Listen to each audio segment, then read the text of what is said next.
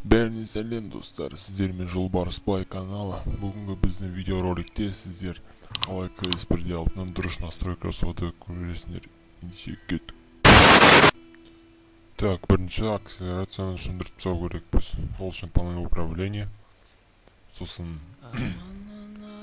көне значкиге қоямыз да, мыш деген разделге барамыз.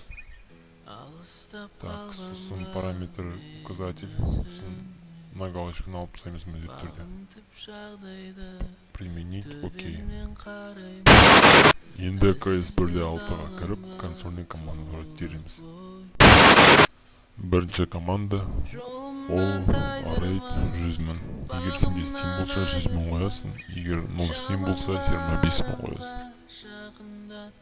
Келесі командамыз KL MD rate 102. Сосын KL update rate 102. Сосын FPS max 105.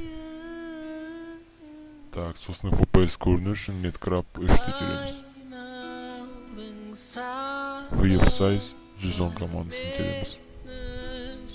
Және те xmtab 0.1 командасын тереміз. Ендердің прицелдерін расширять ете берсе, онда KL Dynamics Crosshair тереміз.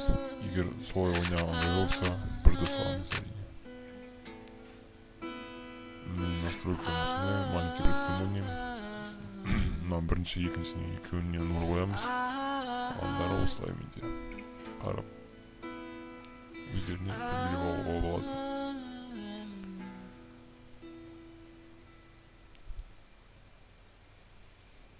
Осындай настройкалармен ойнаймын. Мышқа менде қалған бәрін алып тастайсыңдар, тек екіншімен және де бесіншісін қалдырамыз. Жетермін арманға, күн туар бір таңда, шаршама тоқтама сағым. Және де галочканың бәрін алып тастап та ойнауға болады, қойып та ойнауға болады, өздерің қарайсыңдар. Жолымнан тайдырма, бағымнан айырма, жаман қарымға